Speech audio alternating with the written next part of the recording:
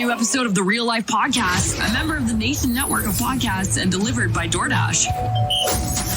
Welcome to Real Life, everyone. What is going on right now? I think that I'm in love with Matthew Kachuk. Are you guys all drunk? Skeleton crew today. A little bit. Hey, Chalmers. We lost Chalmers already? Yeah, we No, we didn't. I put myself on mute and I scrolled over. How you doing, buddy? It's only the three of us. It's a short crew today. Short bench. Oh, yeah. It's just the three of us. I guess JR is out of town and Wanye's got dad duties. Yep. Yeah, Jay was in Cincinnati yesterday and today is in Nashville. Yeah, he's going to the Oilers game tomorrow in Nashville. Yeah. So what a life he's living. Did the Browns win or lose yesterday? They lost. At least they you got to lost see bad, it in person. They got smoked. Did they? It wasn't that close, yeah. Bengals got the best of them. So yeah, Jay's not here today. Jay will be joining Oilers Nation every day tomorrow, live from Nashville, though. So that's exciting, I guess. Mayor of Smashville, Leon Draisaitl, he'll be there to watch him in person. Chalmers, you were supposed to come in today. Work, real life gets in the way. That is fine. You always have the best excuse, and it's that you have a job that isn't this podcast. But I like the angle of you saying you hopped into your parents' house real quick to do this. Well, yeah. So I got I live, and a lot of my jobs are on the west end of Edmonton, and my parents live on the west end of Edmonton. And it's really hard, obviously, to do this podcast from a job site where there's people constantly asking me questions. But I could not make it down there. So I hopped in the truck. I came over here because it is a quiet house. Now there's one benefit that comes with that, and that is they have stuff to eat. So I can have some lunch. And it's free. And so I eat it. And that's the small price that they pay for me having to shovel their driveway because my father, let's put it this way. He doesn't like to waste money on things that other people can do for him for free.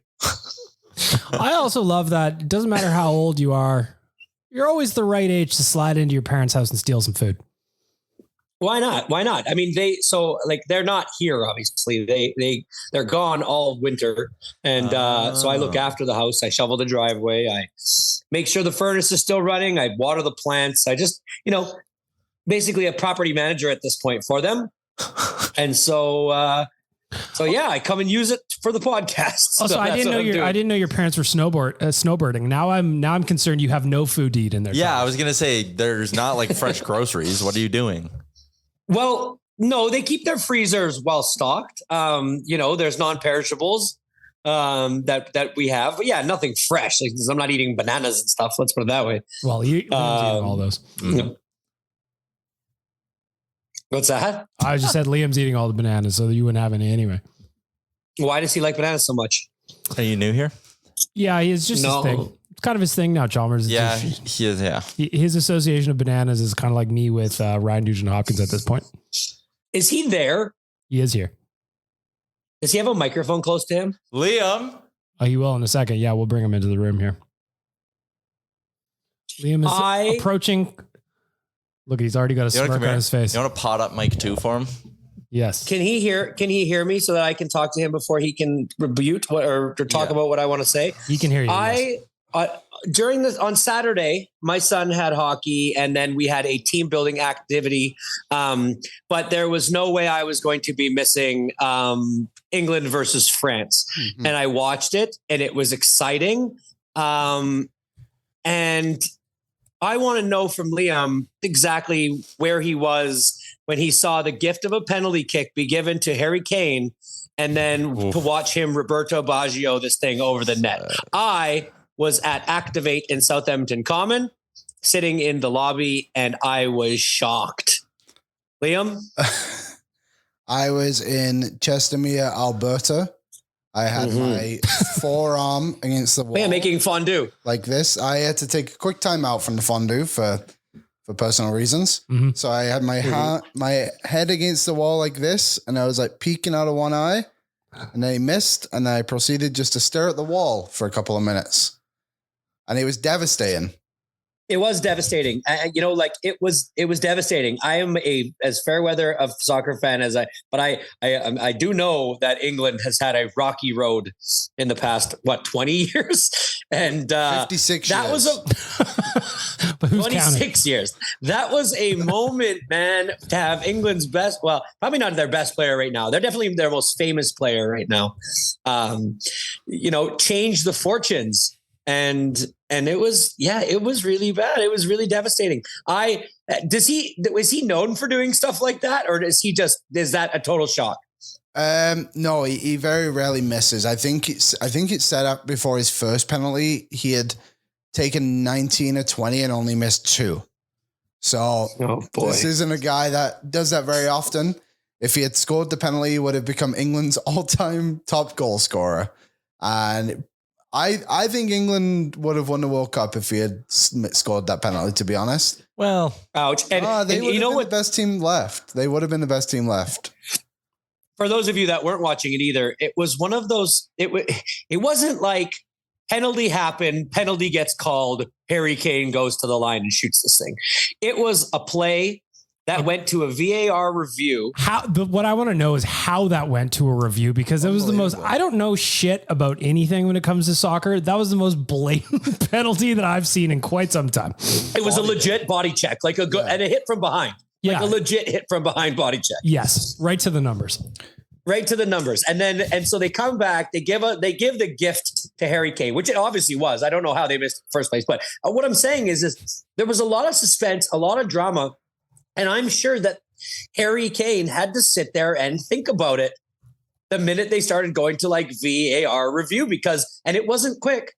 No. And that, that mindset, I was thinking to myself, like, the longer this goes on, and they all know that it's a penalty.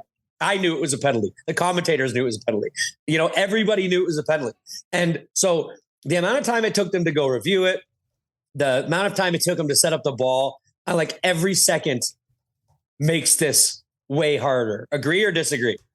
Yeah. I mean, look at the time of it too. It wasn't like it was 10 minutes into the game. There was 10 minutes left in the game. Yeah. Everything, he knew everything was on it. And people were saying it's should have been somebody else because he had already taken one. There is nobody else I would have wanted to take that penalty on Harry Kane. But what I also didn't know is Liam was telling me this before Chalmers, the goalie that he was shooting on is his goalie from his club team. Yeah, they play on the same. Exactly. And so one more layer to that, which Liam also said, was he took the first one and he guessed, the goalie guessed absolutely wrong. He went low left, goalie guessed low right. Mm-hmm. And so not only is this guy your club soccer goalie, now you've already done this once. So it gets into your head more now. It's like, okay, so I went low left, he went low right. Does he think I'm going to go low left? Do I have a tendency to go? There's just so much going on in this one kick mentally. And I just think that nerves and the heightened moment caused him to he kicked that thing so hard and it was so far over the net that I was like, there's no other way. There's just no other way that wasn't a total mental mistake. Yeah, I think that's exactly what it was. I've actually only seen it once. I have not watched it again. Out of the corner of your eye, you've never watched it again? That's the only vision I have of it. And it was brutal. So I guess my last question would be then, Liam, did the fondue suffer for this? I'll be honest. Did you half-ass cook it? I was on meat chopping duty this year, not cheese grating. So that meat was chopped aggressively and quick. So it was done quite efficiently. But as the final whistle went, the aunties and uncles started strolling in the house and everyone's like, Liam, how's the day? How did England do? And it's like, oh, well, not great. I want to die, so thank you. Yeah, I had quite a few drinks. So everybody's hellos were followed by a shut up from you? Shut up. I went downstairs and I had a shower and thought about it for a bit. And I called my dad and I was downstairs for 45 minutes after the You're crying with a whistle. Beer in the shower and in a hot shower. Yeah. Nobody bothered me. Nobody came down to see if I was okay. Nothing. I just went and did my thing for a little bit. And I proceeded to read Twitter and got more angry. As I was sitting in my house, I was thinking about you just angrily enjoying a fondue. Yeah. Like not enjoying it to its full potential. With tears rolling down his face. It took me a while to come around, but then I won Ticket to Ride later that evening. And it was the European edition, and I just didn't go through France. I avoided France. Okay, so of course you're gonna avoid France. Now, my question for you about Ticket to Ride: so for anybody that doesn't know, Ticket to Ride has like 3 versions. It's got the kids version, it's got the regular version, and then the European version is very, very intricate in some of the things. You can buy like underground railroad. You can buy like rail stations. Do you do all that, or do you just play it like the original way, but with the European board? I just kind of play. I just put the trains on and I just let it ride. I don't do that. Yeah, come on. You got a ticket to ride at that point. Yeah, exactly. Someone's got to pay the bills. So that's what I do. And it was awesome. Then I played Secret Hitler. You guys ever played that one? No. Oh, it is fantastic. You should. I know it doesn't sound very appealing right now, but basically, what? You like have these boards. So like some people are liberals and some people are fascists. This is a board game. What? This is a board game. Look it up. And then hold on, like you can purchase this board game out in the wild. Yeah, like I'm sure if you go to River City Games, it'd be right there. If we have any game sponsors there too. I did Google it. I was really it. going out on a limb to name your board game Secret Hitler. Yeah, it's there, Chalmers. Why? So basically, they probably could have named it a few things. Yeah. This was developed by a company called Goat, Wolf, and Cabbage. Yeah, adds up. Okay, so what's the point of the game? You can get it at Walmart, by the way. So we're not like out of turn calling it this. Yeah. I thought Liam was hanging out at Kanye's house on the weekend. Yeah. So basically, there was 8 of us playing. So 3 of us were fascists and one of the 3 was Hitler. So nobody knows who you are. So like you like close your eyes and like 3, 2, 1. Okay, if you're a fascist, open your eyes. If you're Hitler, put your thumb up. So if you're Hitler, you don't know who anybody is on the table and you're just kind of dictating the game. So basically you have to try and get laws passed. Like say there's like 3 cards and it's not like actual laws, but they'll say like fascist, liberal. And then if you want to kind of like screw someone because you're a fascist, you would give them the 2 fascist cards and discard the liberal one. And then be like, oh, I didn't have a choice. Like I got 3 fascists. So sorry about that. And then you kind of like progress to get through. So there was a point in the thing too, where if you put down so many laws, you have to get 5 laws on each side. So you put down the fuck are we talking about? You put down the laws and then there's like games within that. So it's like, you can kill someone now. So I had to kill my girlfriend to advance to win the game as Hitler. I don't know if you're if you just True. didn't romanticize that game enough or whatever, but that sounds like maybe the worst board game ever. No, I also can't tell if Liam's fucking with us right now. I can't tell if he is either. Because it's fun because eventually it just gets so chaotic that everyone's just blaming everybody else for like, no, like he just did this or like she did that. So then it just gets really confusing. And then can you give me an idea of a law that you would put up for? So there's not actual laws. Like the card just says like fascism or liberalism. And then you just have to like try and get 5 fascism or 5 liberalism cards in a row to win the game. Mm-hmm. Sounds like a riot. People all know. You can get it. It is online, secrethitler.com. Like Tyler said, like to purchase that. It's at Walmart.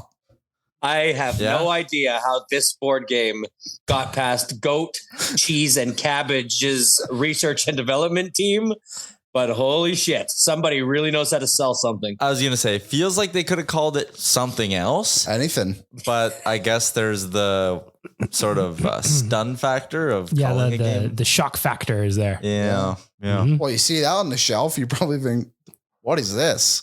Yeah, so I'm going to buy that. You stop and look at it. Yeah. Elf in the Shelf, just like Secret Hitler. Yeah. It's a much darker Christmas. Yeah. I have one more thing before I go, if Please. that's okay. Sure. I would just like to just tell some people to shut up. Okay. There is nothing I hate more in sports. This goes for anything than when people make fun of your team at losing when you have no dog in the fight. There is nothing I hate more. So like on Twitter, I saw, and there's a couple of people down at Flames Nation. If I could remember their actual names, I would call them out. So maybe I'll say that for Friday's Oilers Nation radio, but tweeting out, it's not coming home and laughing faces. It's not funny. People are hurt by this. And I'm one of them. And I have to go on Twitter and read that crap. Keep your thoughts to yourself. And if you don't have anything nice to say, don't say nothing at all. It's a holiday season, people. Come on. I think that's a fair point in the sense that, like, you know, when the Oilers lost to the Avs and you had Flames fans or Leafs fans or Canucks fans being like, oh, yeah, swept by the Avs, swept in the... And it's like, well, your team's done. So what are you really joking about? So if Making anything, them Liam, feel better. I should be allowed to take shots at you. You're allowed. Yes. Because you've been respectful about it. Thank you. Was even texted me to see if I was okay on Saturday. Mm-hmm. That's friendship. Yeah. I apologize for what my people did to your people. That's okay. We'll be back. Yep. In 4 years. So, yeah, also got brought up. Somebody said to me, "Was like, well, there's always next year." Nope, Oh, there is not. there always is not. next year. But it'll be like, Harry Kane's not going to be there, is he, in 4 years? He's only 29. Oh. I thought he was older. No, he's only 29, so he'll only be 33. Like our team's really young. Like Jude Bellingham's 19, Phil Foden and Phil Foden's 20, Saka's 21 or something like that. Like the core of our team is probably in place to go again in 2026 when he's here. So it's here. yeah, it's here. Now, are you going to start saving your pennies already to make sure you're in attendance when it's here?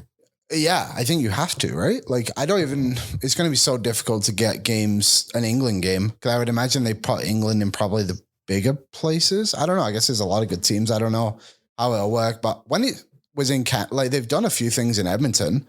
Like, there was a U20 World Cup. Obviously, the women's was here. And I think But Liam, what he's saying, I think, my man, is no matter where it is, it's in North America. Yeah. You got to go.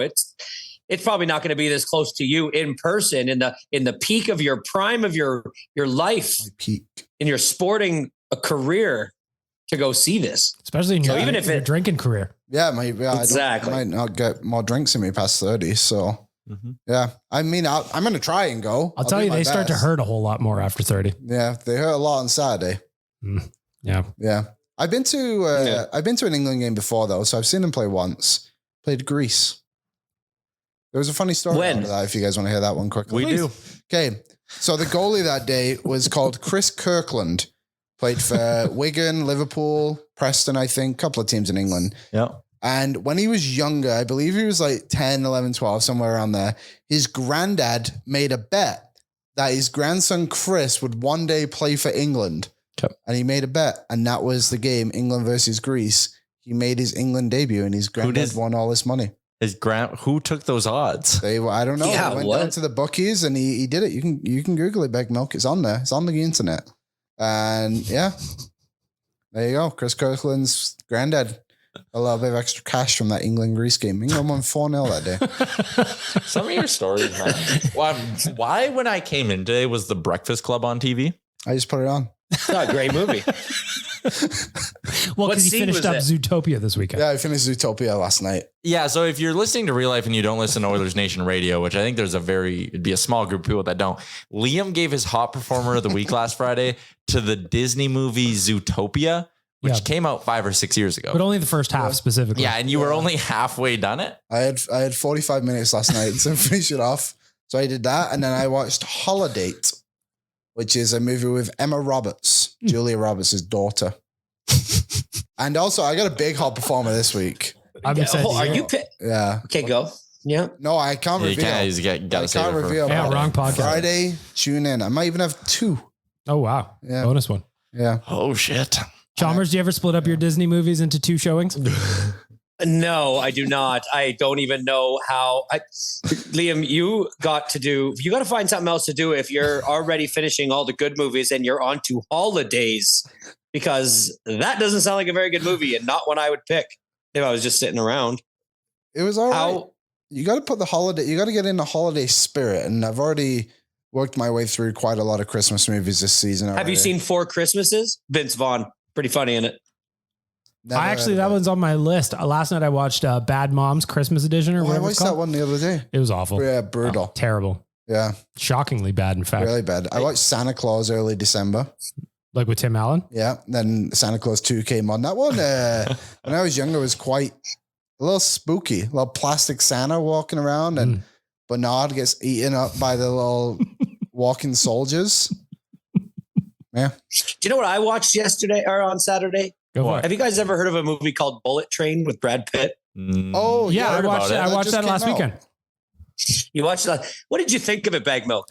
It was a whole lot of chaos. It was a whole lot of chaos. You know, it was the movie. If you watch the trailer, you can tell it's supposed to be like cool and, you know, an action movie, like a Snatch type of thing where there's all these different scenarios that all are going to intertwine into one. You know, it's a cool type of movie with cool, you know, backdrops and cool people and just wasn't that cool, man. I gotta lie. I can't lie. It didn't. By the end of it, I was like, "What the hell was that?" I'm glad you said that too, because I was legit bored. Yeah, me too. A little bit. Like Brad Pitt's cool. Always. He's super cool, and like the 2 British guys were cool. You know, the Japanese assassins were cool, but like the movies, they couldn't intertwine it enough to make it really, really cool. No, go ahead. Sorry. I'm taking over. I was just going to say it's disappointed. You go. What were you going to ask? Well, before I go and get my fries, I watched The Hobbit this weekend. Yeah. But I recently watched Lord of the Rings. How many parts? How many parts? So how long did that take you? That took me 3 days to watch The Hobbit. It is a 3-hour movie, to be fair. And if I'm only watching Zootopia for an hour, you can only imagine. Yes. So anyway, The Hobbit. I forgot how disappointing it was. Have you guys seen The Hobbit? No. I find all of those movies painfully boring. I have no interest. Lord of the Rings was awesome because it's all real, right? Like they've just put people in like prosthetic, not real, but like they dress people up. Like those orcs are like people. Like people are dressed up like as costumes and makeup. Yeah. I couldn't think of the word. But then you get to The Hobbit and it's all just CGI. And it just makes it way worse, I think. I feel like, what do you think about this, Liam? Oh, here we go. I feel like kids are missing out on 2D animation that we would have got when we were kids because it's all like CGI. Yeah, it's all CGI and like Pixar. Yeah, I'm with you. It's just like the Lord of the Rings. I think that's what makes them so cool and like great movies, and even like Star Wars too, to an extent. Like it's kind of funny that you like see like the big space battles, and it's clearly just like it's obviously not real. Still real to me, damn it. But yeah, I don't know. Just a little disappointed by The Hobbit. You know what? So what you're basically saying is older is better. And I follow a lot of like 90s and 80s retro things on Instagram. So I get to see a lot of really cool older stuff. And last night I watched the first 2 episodes of a 4-episode documentary called Pepsi, Where's My Jet? Oh, it's so good. I really need to watch that. It's so good. It's really good. Like I forgot about it, and it's set in 1996, just a better time, an easier time. And yeah, Pepsi points. You guys, if you don't know the story, if anybody doesn't know the story, basically they had a promotion where you drink lots of Pepsi, get lots of stuff, and a 12-pack would net you 10 Pepsi points or something like that. And you would save up your 170 Pepsi points for sunglasses or 250 Pepsi points for a duffel bag. And you could get up to like leather jackets and lots of cool stuff. But in the commercial, they wanted to make it really cool. And so at the very end, the kid, after getting all ready in his Pepsi stuff, lands in front of his school in a Harrier fighter jet. And they say underneath it, 7 million Pepsi points, Harrier fighter jet. And the guy gets out and he goes, beats taking the bus. And this one kid watched it and saw that there was no disclaimer and was a very out there type of person. So he was like, I want to get a jet. And so he came up with a business plan to get a jet. And hearing him do the math, like, and this doesn't give anything away, but hearing the math they do, hey Chalmers, when they're like, I think this is doable. Yeah. It's hilarious. And what's funny is the preliminary math is crazy high. Like, I don't think it gives anything away, but a Harrier jet's like $32 million. And they figure that in order to accumulate 7 million Pepsi points, it's going to take them $4.3 million. And so they need investment, obviously, for that. But they have to find, and so he makes a business plan anyways. But then when he thinks the dream is dead, he finds a loophole that Pepsi had in one of their catalogs of Pepsi stuff. And that's when, plot twist, the dream becomes reality, more of a reality. And it's not just like so far-fetched anymore. And that's kind of where the story then takes off. So it's very interesting. It's very, very cool. And it's got a lot of old nostalgic clips from just like back in the day. And I like that. 100%. It's great. It's so good. I'm going to watch it. Yeah. Well, thanks for talking English soccer with us, Liam. He left. Yeah, he left the room a couple minutes ago.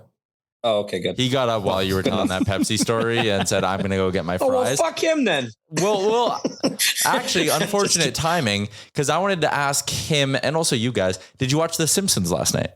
No, I missed it, actually. I have it recorded. I'm going to watch it. Charles, did you get to watch it? Well, no. Is Simpsons still brand new every Sunday? Do you not know the story behind this? I have. You are telling me this for the first time. I don't know what you're talking about. So a couple of months ago, like probably 6 weeks ago, right, Bag Milk? Yeah, I'd say so. Nation Dan got a DM on the Hockey Fights account. Is Dan outside right now? No, he's not. Oh, he's not. He got a DM on the Hockey Fights account from someone who's a writer for The Simpsons, being like, hey, we are doing a hockey themed episode and a big part of it is fighting. The episode's name was Top Goon. And it's like Bart joins a hockey team and all this stuff. They reached out to Hockey Fights to be like, will you help us promote it and like release a couple of trailers on your socials? And we'll send you a bunch of Simpsons gear like for doing it for us. So Hockey Fights worked with The Simpsons to promote this episode. They sent us to our office just a bunch of stuff, including a bunch of signed scripts of the episode. And last night is when it aired. Yeah, it's super cool. That is awesome. So if I go to Hockey Fights Instagram, like, is it on Instagram page or is it like? Yeah, you'll see a couple clips on there. Yeah, you'll see some extended clips, Chalmers. It's just really cool. Like, they did a good job. The clip, I mean, I've still got the episode to watch in its entirety, but from the clips they had some classic fighters back there. Like Tiger Williams was in the episode, voicing himself, all that. That is so cool. I love that. So yeah, I want to see this. I want to see these scripts and stuff. I want to come. I wish I was in studio today. I could have seen them. Yeah, they've been at the studio for about 3 weeks, so you would have seen them. For Christ's sake. They're right out in the open. You've just been walking past them. But that, maybe your boy, do your boys like The Simpsons, Charles? Oh, they love The Simpsons. And like so much music plays The Simpsons a lot. And they'll go on TV, they'll turn on the TV, and the very first thing they'll do is they'll go and see if there's a Simpsons episode on Much Music. And so if it's not, then they'll. Well, they don't really watch it new. They're not they're not scheduled viewing, but yeah, no, they love it. They watched a lot from, gosh, I got to say like mid 2000s or late 90s. Like they've watched a lot of episodes. Yeah, they love it.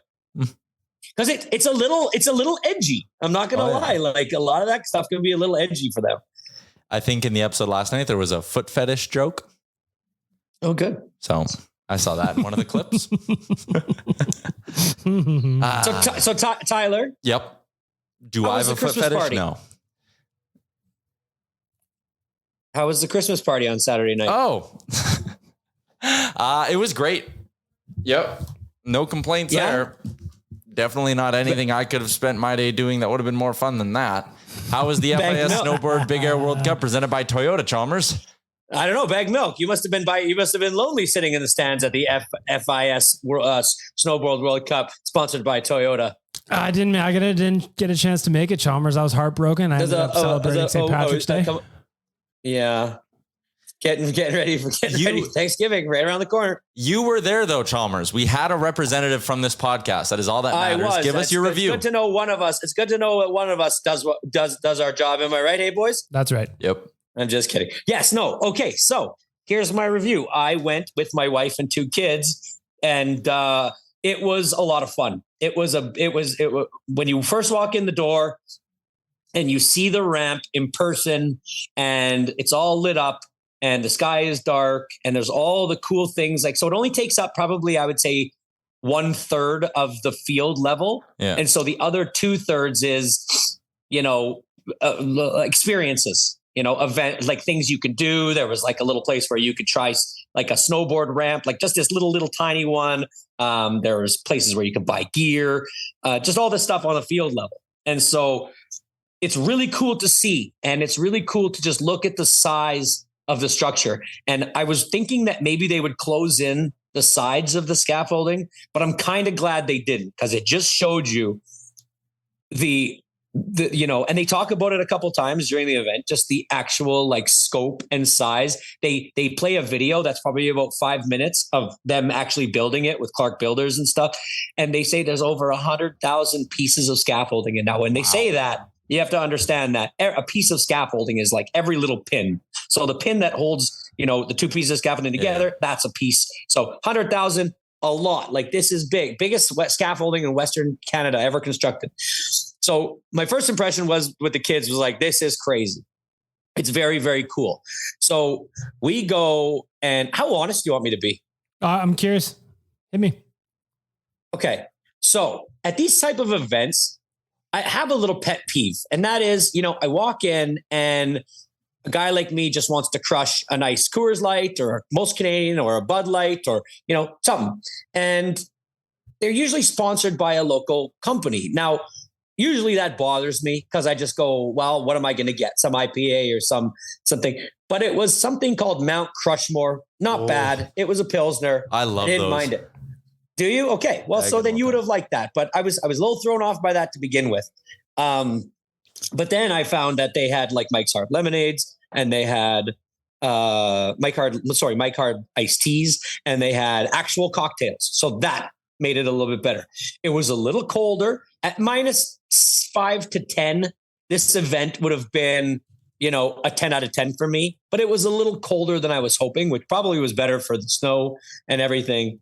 But sitting in your seats, you're a tad cold, even though you dress up properly for it. But then came the snowboarding. So the first event was the women's, and the women were great. They were fantastic. There was a couple wipeouts. It's scary. Like the fact that they're getting so high on such a huge ramp, it doesn't translate because they look so small on the ramp that it doesn't totally reflect how big they're going, right? Like, and how high they're going.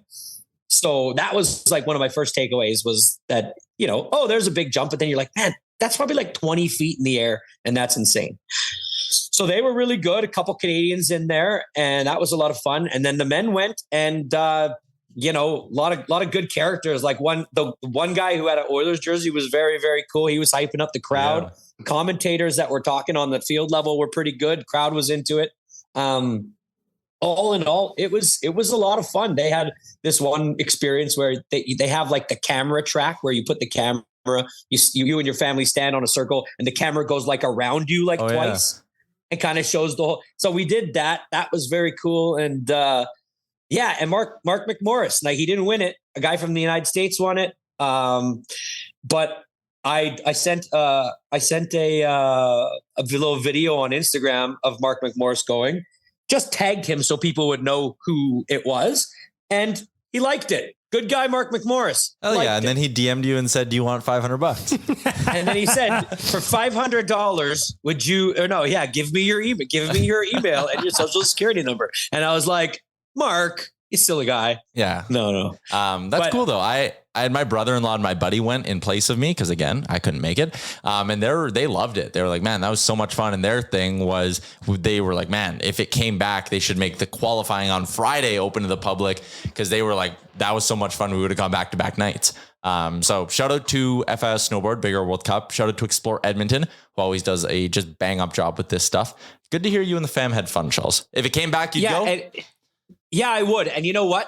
What we would do is we'd probably dress up a little bit more to really enjoy the atmosphere, because shout out to all the people that dressed up like in their crazy 80s onesies, or like, do you guys know who a guy on Instagram who goes by the name Larry Enticer is? He basically rides around on a 1986 He's super snowmobile. famous, isn't he? he's quite famous. I mean, if you know him, you know him, but like my family didn't know him, but he basically has a very long mullet. He's got a big front porch on his belly and he wears a denim tracks or a denim like jacket and a denim pair of jeans. And he does jumps with a like 1986 souped up snowmobile. And he was one of the guys, I think, that kind of, I don't know if he originated Send It, but he was very early on saying send it. You guys silly? I'm still going to send it. I'm still going to send it. So his line. Yeah, Larry. So there was guys there that were like dressed up like him. We have a bunch of onesies because me and my friends, we all went to Panorama one year and we called it the one piece-orama. And so we all had to get one pieces. And so like, just to make sure everybody had one, I bought like 8 off of eBay and I've got all different kinds and sizes. And so that's probably what I would do is I'd get a little bit more into the atmosphere by dressing up crazy, wearing some old Desante, like one pieces and really getting into the spirit of things. Glad to hear it was fun. I saw a couple of just videos and clips that people were posting. It looked like it was a great time. It like the size of the ramp looked amazing from what I got to see. The what? The size of the ramp, just the scale of what they built. It was remarkable. Like the fact to think that they went from the very highest point in Commonwealth and in a matter of 4 Mississippis were down in the front row. Yeah. Is just insane to think about. And like, even just to think about the logistics of getting them, because they would do 3 runs, just getting them down from the bottom all the way back up to the top. Mm-hmm. And they're, in between every round, there's dudes with shovels literally on the ramp, all parts of it, flattening it out. Because one girl, and you could tell this rattled her and threw her off. I think it was the Canadian girl, Lori Blouin.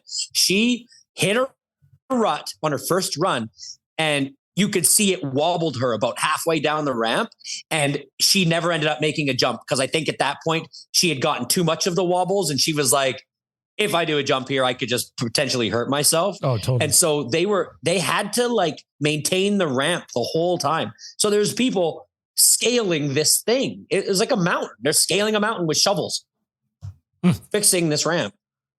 I love it. It is crazy. It was crazy. Good atmosphere in there. Episode 436 of the Real Life Podcast is brought to you by DoorDash and Oodle Noodle. Shout out to both of them. Promo code GameDay25. You already know that gets you a good deal when you download the DoorDash app. 25% off and no delivery fees on your first order. And Oodle Noodle, that's just good all the damn time. We'll step aside for a break and be right back. We also, before we, this is a nice tie-in to some hockey talk today. Nation Vacation. Shout out to our friends at AMA Travel coming March 10th to 12th.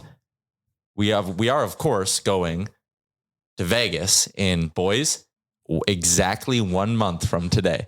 Whew! Shout out to AMA Travel, but if you missed out on the Vegas trip, the Toronto trip, we're still selling tickets. Round trip flight to Toronto, airport ride to and from the hotel, stay at the beautiful Royal York. We have premium gondola suite seats for the Edmonton-Toronto game, food included, March 11th. It'll be a great time. Check it out, nationgear.ca. Also, mentioned Vegas. We also have Jasper next month. That is going to, next month, end of next month. That is going to be fantastic. Shout out to our friends at Tourism Jasper who put on just a banging event every year with the Pond Doggy Tournament. We're going to have more info on that in the coming weeks. But Vegas, month away. You counting down the days, Charles?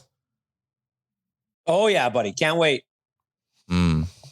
I was... I actually got myself some USD ahead of time, a little early, but I'm excited. And just having a pile of American money that I know I'm going to spend on something dumb makes me very happy. I got some buddies coming on the trip, and the other day we were watching football, and it was like, all right, we were like planning what kind of booze we're going to stock our hotel room with. We are very like, all right, we're going to get some Bud Light sodas. Got to get that soda in you whenever you can get your hands on it. I don't know about that. But I am excited for every detail of this Vegas trip. It's going to be awesome. We're going to do a ton of podcasting, ton of live shows while we're down there as well. It'll just more or less be a nonstop good time. So look forward to that. Shout out to AMA Travel. Also, I think the lesson here that Tyler's trying to get at is if you missed out on this trip, shame on you. Yeah, I'm shaming you into not coming. Mm-hmm. or for not coming. That's right. 100%. We're going to be down there, of course, watching the Oilers. That's going to be a pretty big game against the Vegas Golden Knights. Maybe the Oilers will be even closer to the top spot in the Pacific Division. They beat the Wild on Friday. They played the Wild again tonight, which is weird, but I don't mind it. 3 times in 2 weeks it's a weird little blip in the schedule. Yeah, but like, why not? We don't want to be, it's like ripping off a Band-Aid. No one likes playing the Minnesota Wild, so just get it over with. The classic home and home against Minnesota. I felt like Friday was actually their most complete game of the season. You think so? Because like I was wondering, like they played well, no doubt. Start to finish, crease out. But they still got 45 shots on Skinner. But like 19 of them were with the power play or something like that. That's a lot of shots though. It's a lot of rubber, but they outshot them at a 2-1 kind of clip a 3-2 clip at 5-on-5, which I didn't mind. I thought for good stretches of that game, their bottom 6 found ways to generate momentum and things like that. Klim Kostin, that's just my guy. That's my dog. That guy. So I wrote about him on Saturday. This is a Klim Kostin city now. What are you making those faces for? Is that on camera? We got breaking baseball news that we'll get to after this. I like the way the kid plays. He's big. He mixes it up. He's got some skill. You can't pull. It was a question in the mailbag today. You can't pull him out when people start getting healthy. No, God, no, you can't at all. He is in this lineup for good. Has to be. Yeah.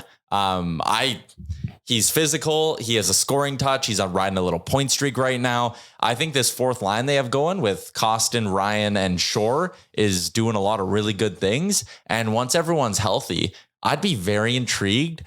You put Ryan McLeod down the middle instead of Devin Shore. Do they just get that next level of speed off the rush? I wonder how good they could be. Maybe.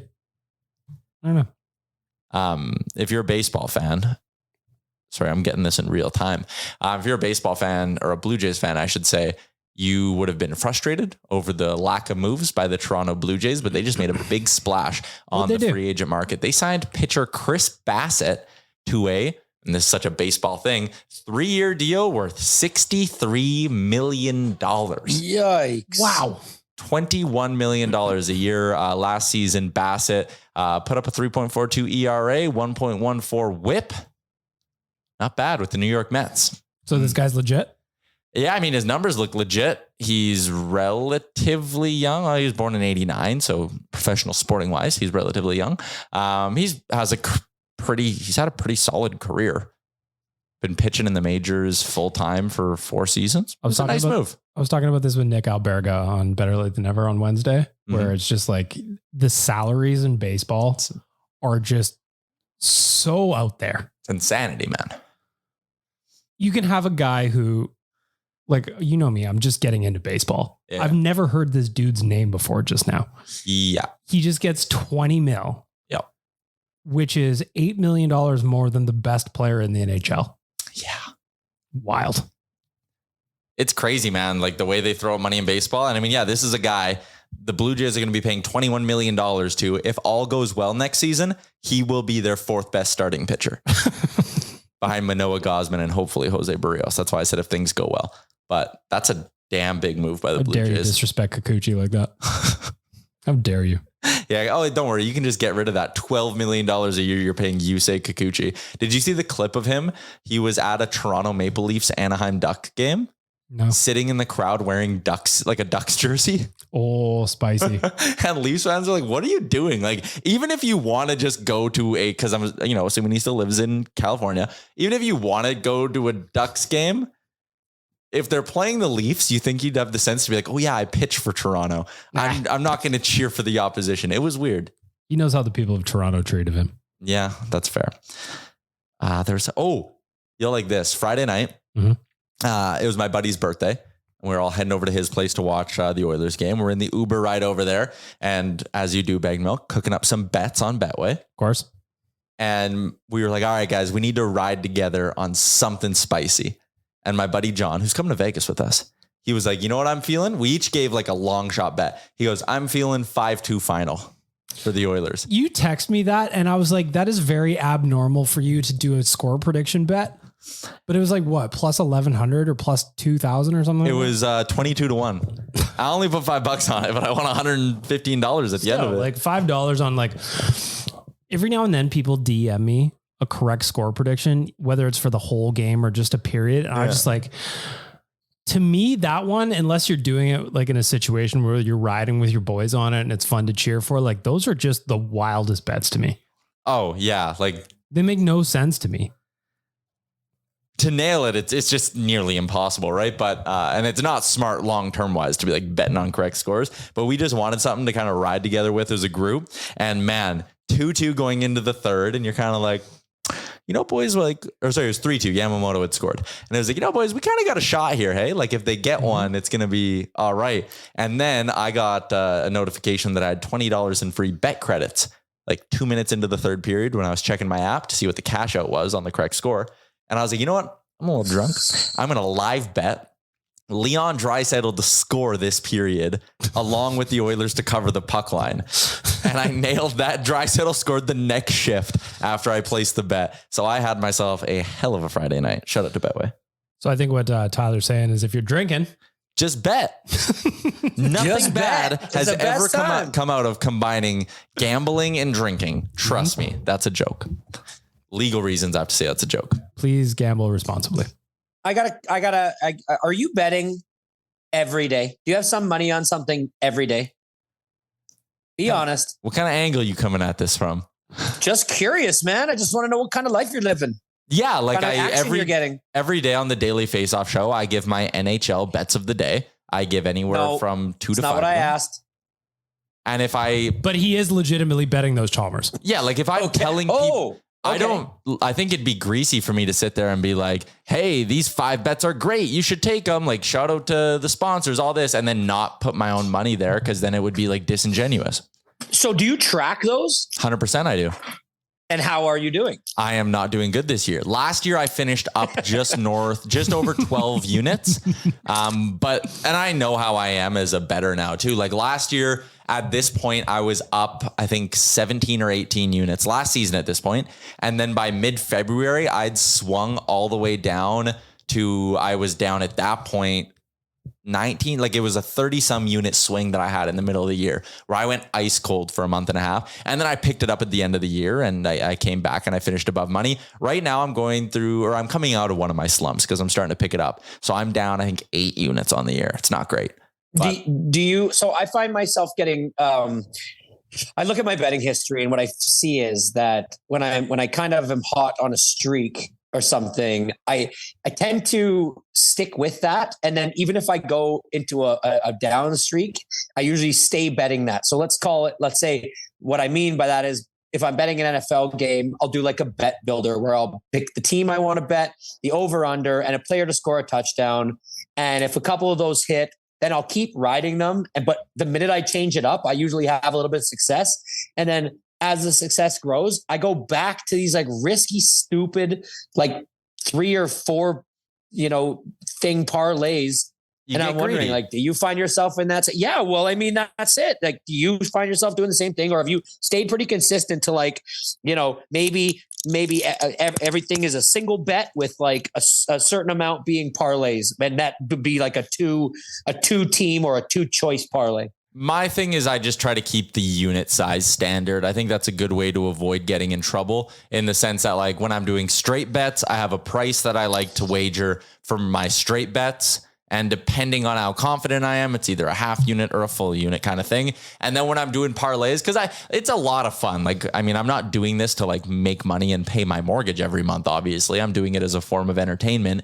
I like to mix in, the long shot parlays or betting on a correct score and shit. And for those, I just keep it to $5-10 and it's fun money, right? If you win, it's great. Couple $100, I'm buying drinks when we go out. And if you lose, it's like, whatever. That was my entertainment for a couple hours. But yeah, I think it's all about just controlling your unit size so that when you do want to see if you can push your luck and get a little crazy with a parlay, you're not putting like a godly amount that later that night, you're like, what was I thinking? Why would I do that? Yeah. Yeah. That's my betting advice for the week. I bet with my heart, Chalmers. And it matters how many rums I've had. It's the only way I know how. Mm-hmm. All right. We're going to move towards wrapping this bad boy up. Shout out to our friends at Alfa Romeo of Edmonton, by the way. Yes. I park behind that beauty every day. Look at it from behind, whistle. I go, that's a good looking car. There's one of those things where never in my life have I had heated seats and a heated steering wheel before. Oh, it's good. So like heated seats I knew about because that's not new to me, but I've never driven a car with a heated steering wheel before. And it turns out I need one now. Oh, buddy. Dude. Do you ever? It's unbelievable in the wintertime. It's fantastic. Like I'll throw on the auto command, like I'll just light it up. Yeah. When I get in there, the steering wheel and the seats are nice and warm.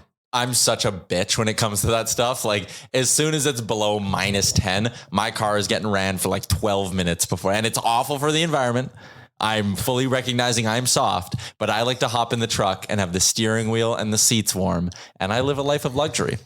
All you have to do is just say it's for the benefit of the car. No car should be just like started, cold, and then driven. Fair. You're warming the car up. It's like going and playing a men's league hockey game. You don't just jump on the ice and take your first shift. Got to do some stretching. Yep. Exactly. All right. Alfa Romeo of Edmonton. Thank you for the car. It's lovely. Mm-hmm. Mm-hmm. Do you know that it has windshield wipers for the headlights? Or not windshield wipers, but it blasts windshield wiper fluid on the headlights? Oh, so they stay clean. Yeah. I was just like, what does this button do? Tyler. I was like, what does this button do? Because there's like 9,000 things in there. I just push one and it goes. When you're stopped at a red light, are you always just like, I'm going to click around a little bit here, see what this bad boy does? What I do. 100% what I do. In the center console, there's like this home screen wheel and I can fiddle with things. Yeah. I've been fiddling with sport mode. I'm in winter mode. I'm moving this around. I'm moving that around. That's so good. I'm having a good time. All right. We're going to wrap this bad boy up. Chalmers, we'll hopefully see you in person later in the week. Chalmers, did you find any food at your parents' house? No, I couldn't eat. I'm not Jay, so I'm not going to eat while I'm doing this thing. So I didn't really look. Now I'm just going to get back to it and empty stomach it up. Mm-hmm. All right. Shout out to Oodle Noodle and DoorDash, our presenting sponsors, and for you for sitting through just over 50 minutes of this nonsense. We will be back on Thursday. Ciao with you then. Go Oilers.